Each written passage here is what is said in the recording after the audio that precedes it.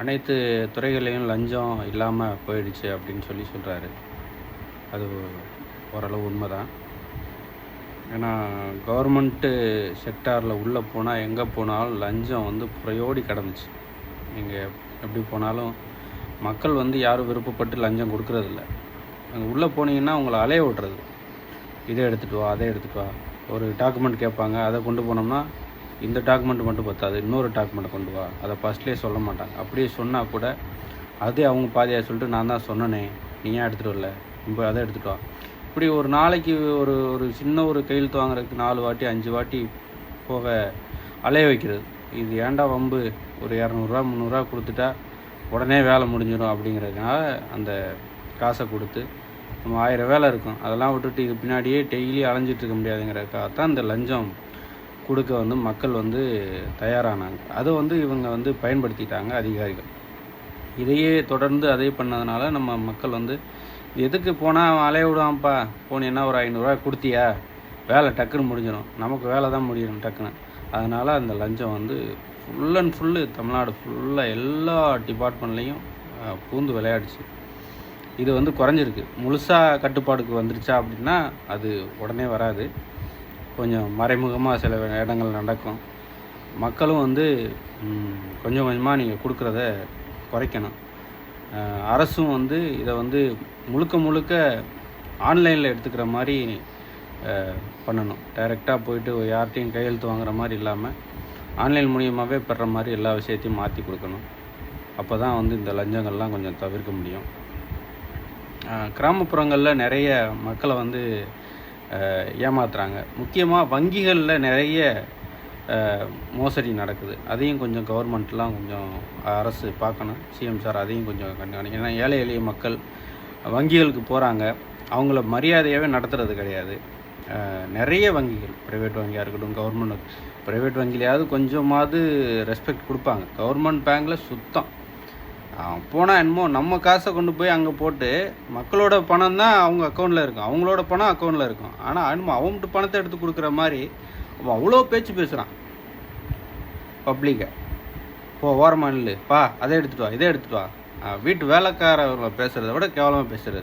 நம்ம போய் விற்கிறோமே, ஒரு 10 நிமிஷம் போய் ஏதாவது ஒரு பேங்கில் கிராமத்தை பொறுத்து என்றைக்காவது ஒரு நாளைக்கு போகிறோம் ஊருக்கு, அப்போ போய் ஏதாவது ஒரு ஏடிஎம்மில் பணம் எடுக்கிறதுக்கோ இல்லை யாராவது சொந்தக்காரங்களுக்கோ போகிறோம்னா அங்கே போனால் அவ்வளோ ட்ரீட் பண்ணால் நம்ம போய் எடுத்து பேசுனா நீ யார் சார், உங்களதான் செய்யாது சார். நம்ம போனால் அந்த ஒரு பேசுகிற அந்த செகண்டில் கொஞ்சம் நேரம் அமைதியாகி கொஞ்சம் நேரம் ட்ராமா பண்ணிவிட்டு அதோடு விட்டுறாங்க. மற்றபடி எல்லா நாளும் அதே மாதிரி தான் நடக்குது. அதை கொஞ்சம் வந்து கவர்மெண்ட் பார்க்கணும். இந்த பேங்கில் நடக்கக்கூடிய விஷயங்களெல்லாம் நம்ம வந்து விரிவாக ஒரு வீடியோ போடுவோம் விழிப்புணர்வுக்காக கண்டிப்பாக. ஏன்னா ஒவ்வொரு முறையும் இது வந்து பொதுமக்கள் வந்து நிறைய கம்ப்ளைண்ட்டாக சொல்கிறாங்க. பட் இன்றைக்கி இருக்க பேங்கில் ஒரு நகையை வச்சு தான் நம்ம கிராமப்புறங்களில் ஒரு விவசாயிகள் வந்து ரொம்ப கஷ்டப்பட்டு ஒரு விவசாயம் பண்ணுறது வந்து பெரிய கஷ்டமாக இருக்குது. அப்போ ஒரு நகையை வச்சுட்டு தான் அந்த விவசாயத்தை வேலையை பார்க்க வேண்டியது இருக்குது. அப்போ போகிறப்பவும் அவ்வளோ ஒரு ஏற்கனவே விவசாயம் நஷ்டத்தில் போயிட்டுருக்கு. அதை தாண்டி நம்ம போய் ஒரு நகையை வச்சுட்டு விவசாயம் பண்ணணும்னு நினைக்கிறோம். அப்போவும் அங்கேயும் போய் ஒரு பெரிய அவமரியாதை நடக்குது. இதெல்லாம் வந்து ரொம்ப ரொம்ப தவறான விஷயம். சிஎம் சார் வந்து இதை கண்டிப்பாக நீங்கள் மனசில் சொல்லணும். விவசாயிகளுக்கு உண்டான அந்த கடனை வந்து முழுமையாக தள்ளுபடி பண்ணணும். விவசாயி சின்ன விவசாயியாக இருக்கட்டும், பெரிய விவசாயியாக இருக்கட்டும், எல்லாருமே விவசாயி தான். விவசாயம் பண்ணுற யாருமே வந்து பெருசாக லாபம் இல்லை. நான் ஒரு ஒரு ஏக்கர் விவசாயம் பண்ணேன்னா எனக்கு அதில் வந்து ஒரு 50,000 ரூபா கிடைக்குதுன்னா 40,000 ரூபா நான் செலவு பண்ணியிருப்பேன். 10,000 ரூபா கிடைக்கும். 10,000 ரூபா கிடைக்கிறதுக்கு 6 மாதம் நான் உழைச்சிருக்கேன்.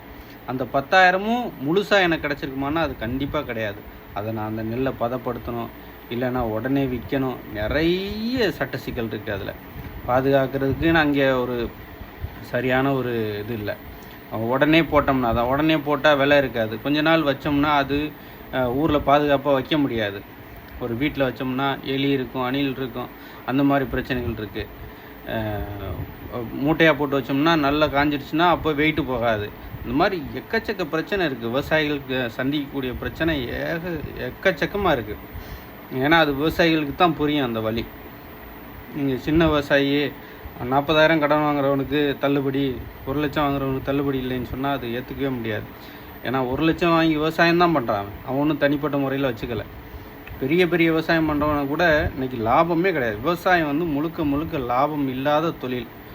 ஏதோ அந்த எனக்கு முன்னாடி இருந்த பேரண்ட்ஸ் வந்து அவங்க காலம் இருக்கிற வரைக்கும் விவசாயத்தை வந்து ஒரு நம்பிக்கையோடு பண்ணுறாங்க. நாங்கள் இருக்கிற வரைக்கும் அந்த விவசாயத்தை விடக்கூடாதுங்கிறதுக்காக தன்னால் உழைக்க முடியலைன்னா கூட போய் உழைப்பு போட்டு அவங்க பண்ணுறாங்க.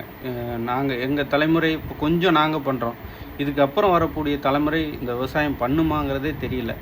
இதில் ஏழை விவசாயிகளுக்கு இருக்கக்கூடிய ஒரே ஒரு நம்பிக்கை என்னென்னா, இப்போ இருக்கக்கூடிய கரண்டில் இருக்க சுச்சுவேஷன் என்னென்னா, இந்த விவசாயம் நிறைய பேர் தரிசாக போட்டலான்னு நினைக்கிறாங்க. ஆனால் விவசாயம் பண்ணுவோம். அப்படி விவசாயம் வந்து மழை பெஞ்சு வரலைன்னா இன்சூரன்ஸ் இருக்குது. இன்சூரன்ஸ் வந்து பெரிய ஒரு நம்பிக்கையை கொடுத்துருக்கு விவசாயிகள் மத்தியில்.